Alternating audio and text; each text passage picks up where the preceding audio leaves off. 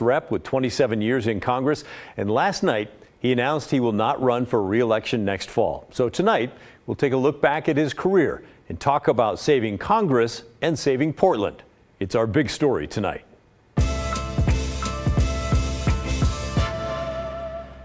Earl Blumenauer is 75 years old. He's held one elected office or another for the past 50 years. His walk is not quite as quick as it used to be. Time and a bajillion airplane rides between Portland and D.C. will do that. While he's announced his retirement, he's still in the thick of things when it comes to D.C. politics. Today, he did not mince words when summing up the future with national Republicans and their new House Speaker. It's going to be a bumpy ride for a while. Some things the Republicans just have to get out of their system.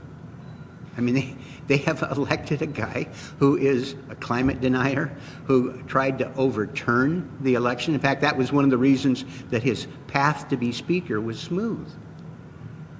But that's not where the American people are going. And increasingly, there are strains on my Republican colleagues that there's a price to be paid for this. And the public is not there. The public is tired of this insane process. It has not changed any of the basic math. They don't have the votes for something that will dramatically reduce the deficit and that they can agree on. They're ultimately going to have to work with Democrats, and we will move to approve something that's remarkably like the agreement that we all came together on in the spring.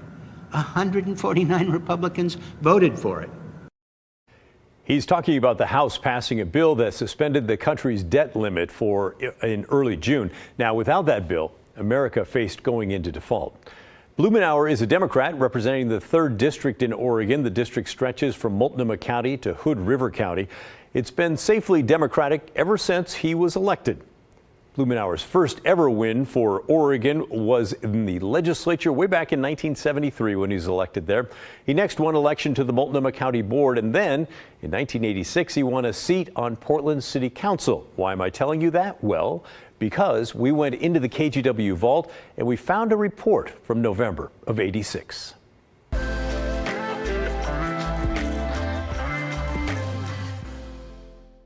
That's not the only position that's up for election this year. Earl Blumenauer, the former Multnomah County Commissioner, is running unopposed in this election. And with more than 2 months to go before he takes office, he has already requested $10,000 to run an office on the 4th floor of City Hall. He wants to put his staff on the payroll, he says, and have them ready for work when he takes office in January. Rather than have more people after I'm there sort of walking around trying to figure out what to do, I'm attempting to have those people who've been working as volunteers be able to be on the payroll. I will continue, of course, to work as a volunteer. How about that? Looking a bit younger there, sir. I guess we all were in '86. I couldn't find any information on whether he got that money to start his staff early, but it is a great example of how he liked to push things just a little bit. Today, Blumenauer says he feels good that most of his work in Congress has focused on uniting people. I'm proud that virtually all my legislation was designed to bring people together rather than divide them. And we've had some remarkable successes. The NAFTA revision was dead on arrival when it was delivered by Trump, and we spent a lot of time and energy bringing people of different points of view together, and it passed overwhelmingly with Republicans and Democrats. My bipartisan agenda really does bring people together in ways that they find satisfying.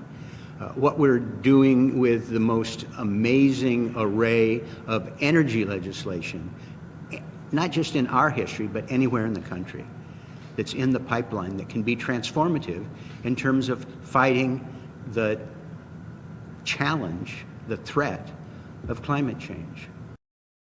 Congressman Blumenauer said in retirement he hopes to be around a lot more to help our community recover. So I was able to pull him aside later and ask him what he has in mind for that.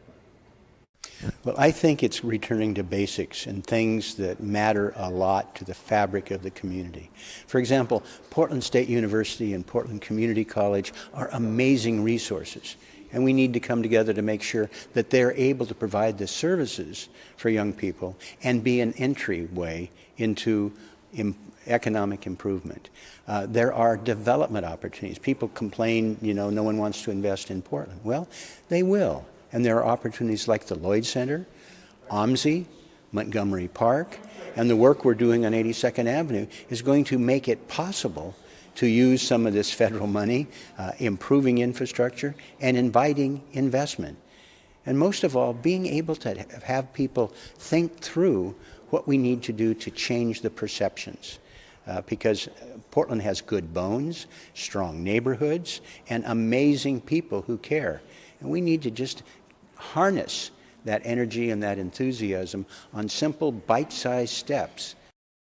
Earl Blumenauer, by the way, lives in Northeast Portland, and one day several years ago when I was out for a run, I saw him jogging in the other direction on Northeast Fremont.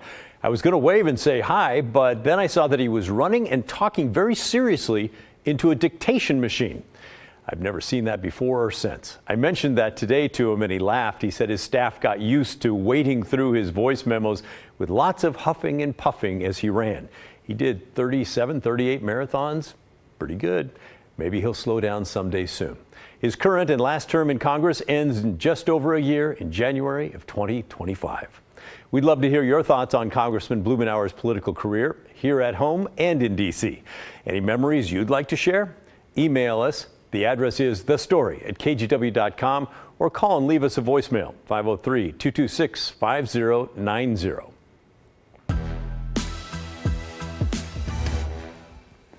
And here's an article we certainly think is worth your time. It comes to us from the Eastern Oregon Malheur Enterprise newspaper, and it's about a story that we've told you about before, Union Pacific questioning methods used to build Nissa rail track. It's just the latest in a string of controversies surrounding a taxpayer-funded rail station in the tiny town of Nissa that's way over in Eastern Oregon on the border. It's called the Treasure Valley Reload Center. The idea is to help farmers there ship products like onions to market by rail instead of truck, which is apparently faster, more reliable, and a bit cheaper. But the project has become a real debacle, and that may be a generous term to tell you the truth. The original cost, $26 million in taxpayer dollars, has ballooned now north of $40 million.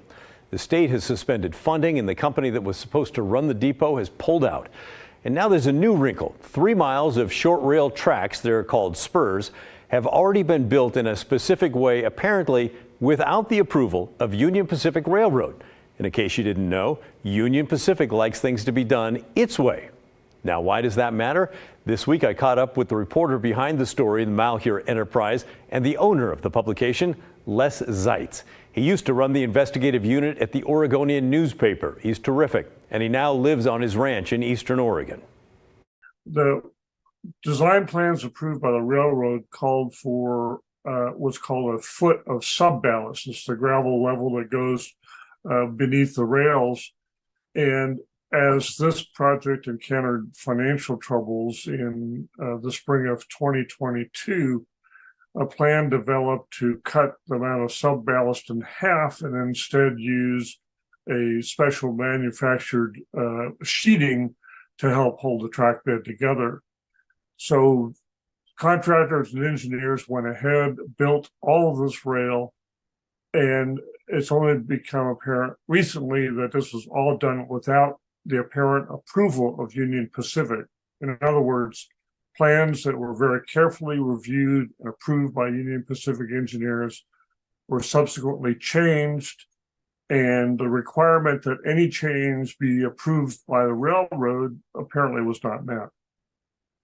And it's a big deal because you're talking about 6 inches of gravel versus a foot, which all has to do with the stability of the rail line, right? Yeah, that's exactly right. The subballast is intended to help absorb the vibrations of loaded freight cars. It is help sort of hold the track steady, to help sort of flow moisture away from the track bed and the ties. So it's a critical piece of the rail track structure. And now engineers there have done another study to try and convince Union Pacific that even though they did not build what the railroad company wanted, what they did build was just as good. That's a pretty high risk play. The engineers are confident that Union Pacific will sign off on that. But there is a slight risk that if the Union Pacific Railroad doesn't approve this change, that they'd have to take up this 3 miles of $1 million in rail and rebuild it. Not great. And just a reminder, any more money that's spent on the project will be coming from your taxes. By the way, millions of your taxpayer dollars are also sitting out in the open in the form of an unbuilt warehouse. And there are questions swirling now about the future of the entire project. This project has come to a complete halt. The cost overruns have far exceeded what anyone had projected. There is a question now about what is the true need for this shipping depot in Nissa for serving the Treasure Valley and its Indian industry. So there is a full stop. There is no contractor. All construction has stopped.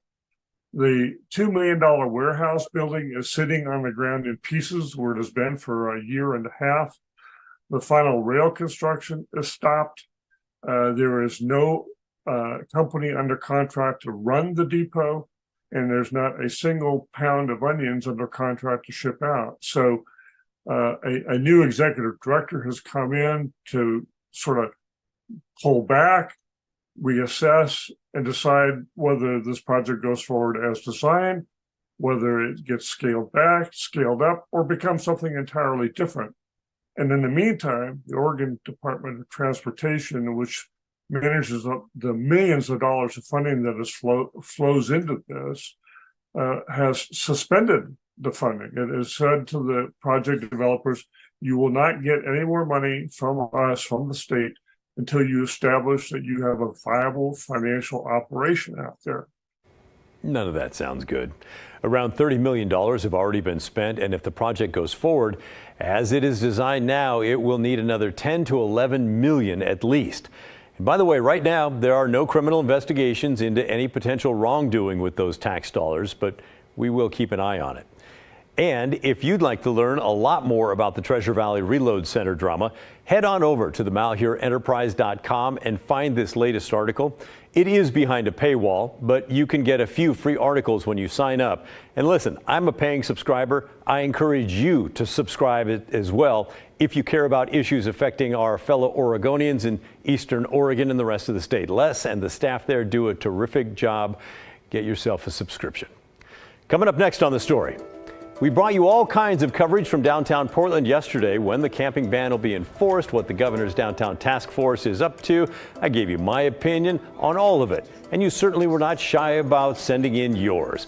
We've got those voicemails, plus a look at how many arrests Oregon State Police have made in downtown Portland when it comes to fentanyl. That's all coming up when The Story returns.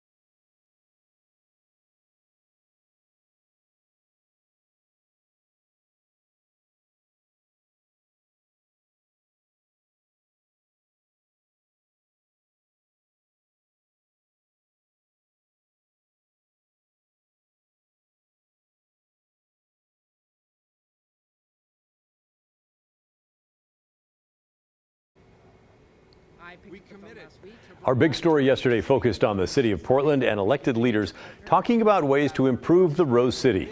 You had the mayor, the police chief, and others, including the governor, talking about the camping ban and enforcement. Governor Kotek met with reporters after another meeting of her downtown task force. I gave you my opinion on the governor's task force, touting a survey showing the biggest issues in town are crime, homelessness, and mental health issues. I think that was a waste of time, and Portlanders are sick of all this talk, survey. We want action. Well, guess what? The governor's office took issue with some of my comments. And first, I want to say welcome. I'm glad that you're watching. You are welcome here. It's good to have you with us. Second, we are open here at The Story to feedback if you think that we got something wrong or missed something important. And they thought both of those things. So, okay, here you go. The governor's office thought we should have given her more credit for ordering state police to help with Portland's drug problem downtown. And they say that order came out of her task force on Portland. Now, we thought that came from an earlier request by Mayor Wheeler, who asked Kotek for 96 state troopers to help patrol downtown. But a spokesperson for the governor said, no, that's wrong. And now that I've researched it more, I see the mayor actually made that request at the very first meeting of the governor's task force in late August. So, let's split this. Credit to both the governor and the mayor. And I got that part wrong. There are 6 to 10 troopers helping downtown depending on the day and the time. So cool, we'll give you that one. It's a good move to put state police downtown to help out with Portland police, even if it's just a fraction of what was requested initially. It is still action, and we applaud that. Here are the fruits of that state police PPB partnership so far. 47 tickets for possession of controlled substance, specifically fentanyl. 8 arrests for dealing fentanyl, 24 arrests due to prior warrants. So a total of 32 arrests, 47 tickets since the partnership began in the first week of October. Those are pretty impressive numbers, less than a month in. Let's keep that action going. Now, we asked you for your thoughts on the task force and what's being done to help Portland, and there was certainly a theme to your comments. Tonight's report from downtown is right on. Stop surveying, stop asking questions, take action. We're exhausted. This whole thing started in 2015. We're 8 years later through a pandemic that magnified the issue. We need to take action. Politicians and the leaders of this whole state need to take action. And we don't hear enough from Multnomah County, which is a major cog in the whole wheel. All right, thanks for your comment, Ed. Greg wrote in to say it is time for action, not necessarily the solution for homelessness, mental health, alcohol and drug treatment and outreach. If there's a solution, it is way down the road. Hold persons accountable for the behavior that negatively impacts neighborhood livability. Portland residents and businesses are at least as important as those on the streets. We are sick of talk with task force. We need action. I believe that once we start to see true action enforced, Portland will come back to the great state that I remember, especially downtown. But the task force, stop the talk and let's get to action where people will believe in the fact that you're trying to make a change moving forward with downtown for safety for all of us. Thank you, Priscilla. And we'll end with this comment from a viewer on the KGW YouTube page. I am fresh out of patience. I'd like to see some meaningful results. All the self-congratulatory political posturing nauseates me. Thanks to everybody for all your comments.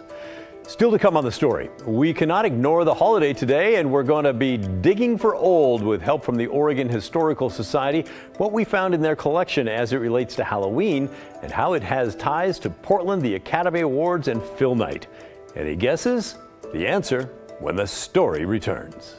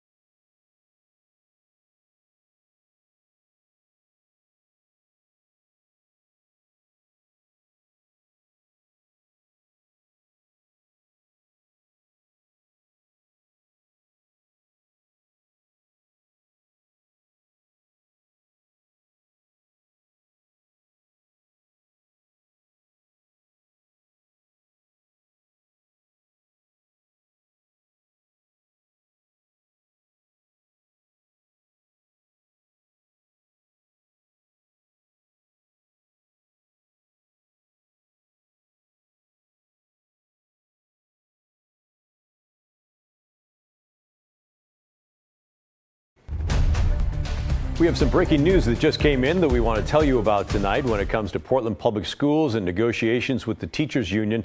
We just received word the strike will indeed happen tomorrow. I'm sure that's disappointing to a lot of folks, but that's according to the teachers union. This affects all 81 schools in the PPS district. Around 4,000 teachers are expected to hit the picket line at schools across the district tomorrow morning. We're still waiting for updated information from the district on how they are going to handle this. We'll bring you that information as soon as we have it.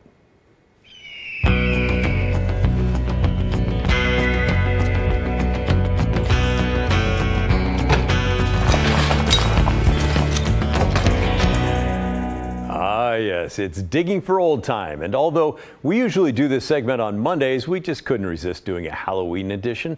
So we checked on the Oregon Historical Society's digital collection to see if they had anything related to the holiday.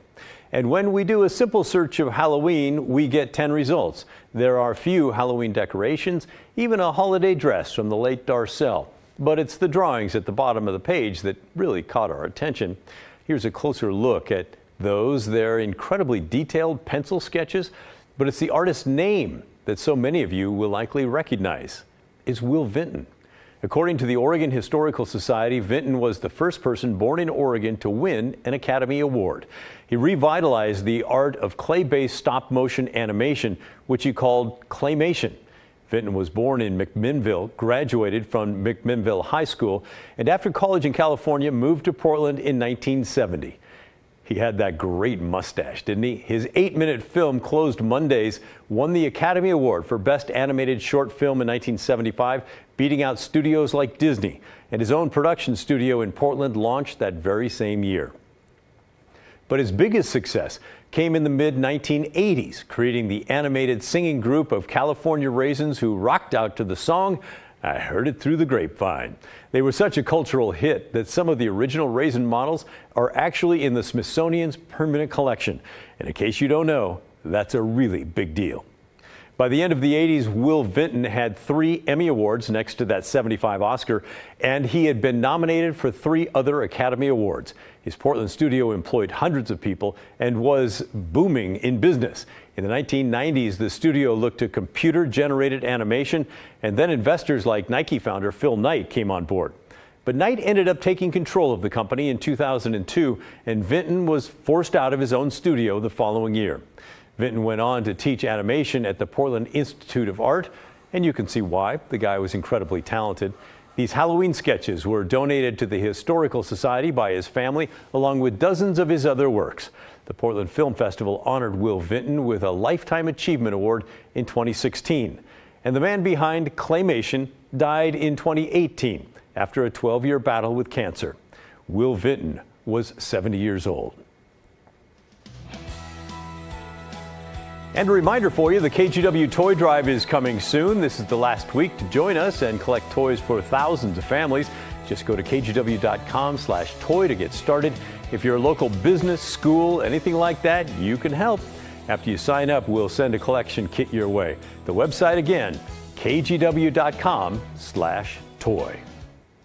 And that's the end of our show. Thanks so much for watching. And remember, the story, our collective story, that never ends. It just goes on and on and on. Remember, a final decision on whether or not Portland teachers will strike is expected any minute. We just did hear from the union side. They are expecting the strike will be on. We're still waiting to hear from the union. The good stuff is coming up next. I hope you have a great Halloween night and eat all the candy you can. I'll see you back here tomorrow night at 6:30.